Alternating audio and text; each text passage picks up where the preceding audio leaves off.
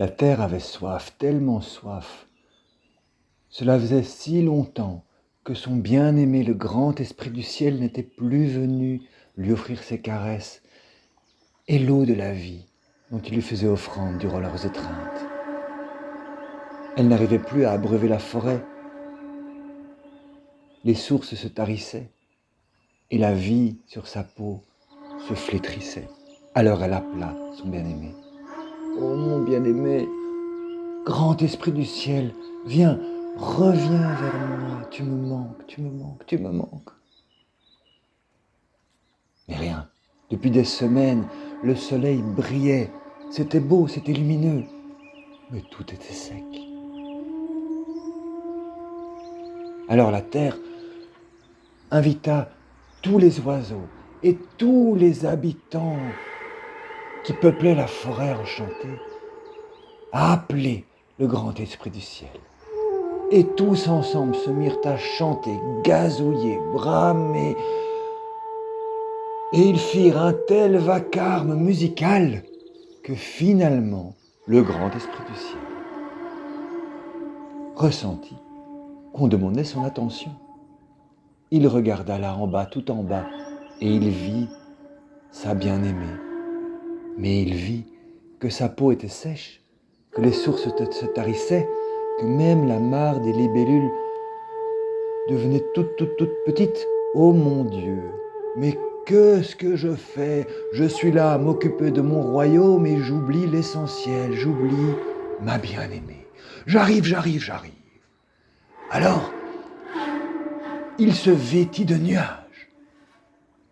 Et les nuages prirent la forme d'un corps de serpent géant, de dragon céleste. Et il descendit, et il chercha l'endroit, le lieu propice à son étreinte avec la terre-mère.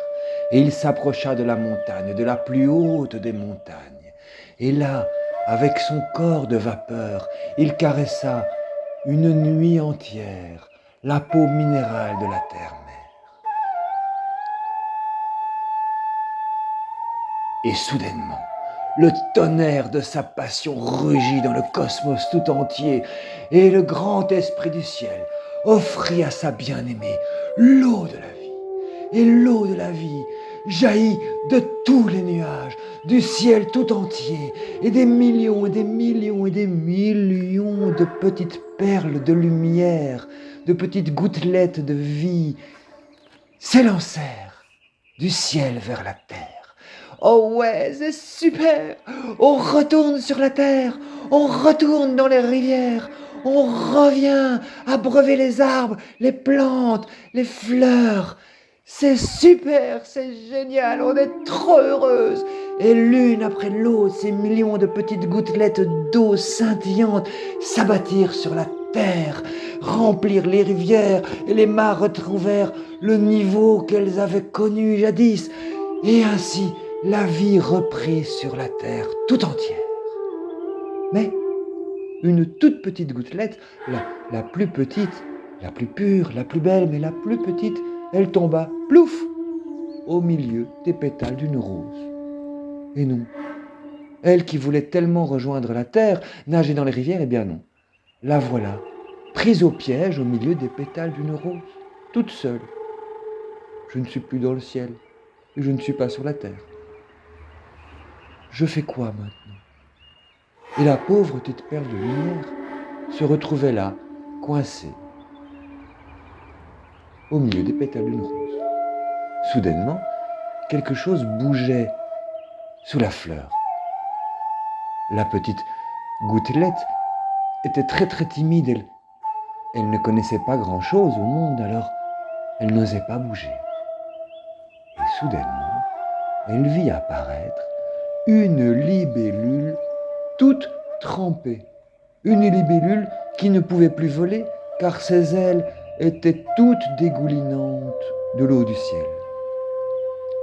La libellule profita de cette éclaircie après l'orage et se hissa sur la fleur, espérant pouvoir capter les rayons du soleil qui revenaient pour sécher ses belles ailes de lumière. mais qui pour l'instant ne lui servait pas à grand-chose. Et soudainement, elle aperçut cette petite perle de lumière. Oh, mon Dieu, que c'est beau! Mon Dieu, que tu es belle, petite perle de lumière. Serais-tu un joyau? Serais-tu un diamant?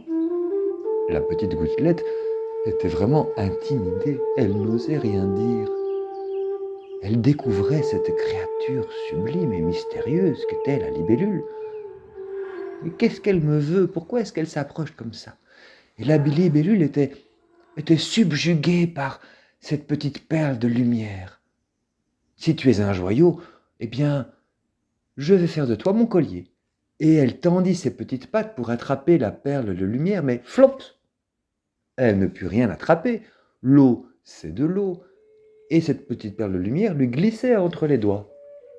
Ah, tu n'es donc pas un joyau, mais qu'est-ce que tu es? Ben, je suis de l'eau. Oh mon Dieu, tu es de l'eau? Mais tu es une perle d'eau. Ben oui, je suis une perle de rosée. Oh, mais qu'est-ce que tu es belle! Est-ce que tu aimerais être mon amie? Ben oui, enfin, je suis un peu seule là, tu vois. J'étais avec des millions et des millions de sœurs. Et puis, on a jailli du ciel parce que notre grand esprit du ciel, il est très très amoureux de la terre. Et alors, toute la nuit, ils ont dansé, ils ont gambadé, et puis ils se sont caressés, puis ils se sont fait des bisous, et puis voilà, il a libéré son amour, et nous sommes arrivés, et chou! Mais toutes mes sœurs, elles ont trouvé leur chemin. Elles sont tombées dans les rivières, dans les mares, dans la terre, elles nourrissent les racines maintenant, elles font pousser les fleurs. Mais moi, bah, je suis arrivé là. Je suis arrivé là, dans la rose. Et puis, je sais plus descendre et je sais pas monter. Mais tu ne sais pas monter, tu n'as pas d'ailes. Ben non, je suis une goutte de rosée. Et toi, tu as des ailes, mais ça n'a pas l'air très très efficace, tes ailes. Ben non, mes ailes, elles sont toutes détrempées. Bon ben, je sais pas ce qu'on va faire. Et là, tout doucement, le soleil se levait et montait dans le ciel, offrant une nouvelle chaleur, une nouvelle lumière au monde qui retrouvait la vie. Et la libellule dit « Ah, ça fait du bien, cette chaleur. Tu sens cette chaleur comme ça nous fait du bien après l'orage. Regarde, mes ailes, elles vont commencer à sécher et très bientôt, je vais pouvoir m'envoler. Tu vas t'envoler, mais alors, moi, je vais rester toute seule ici dans la rose. Non, non, je vais t'emmener avec moi. Mais moi, je ne sais pas voler. Ah oui, mais et je ne sais pas t'attraper parce que tu es de l'eau. Mais t'es sûr que tu n'as pas d'ailes? Tout le monde a des ailes. Parfois, on a des grandes ailes, parfois, on a des petites ailes, parfois, on a des ailes très faciles à voir, et parfois, on a des petites ailes invisibles. Moi, je suis sûr que toi, petite goutte de rosée, toi aussi, tu peux avoir des ailes.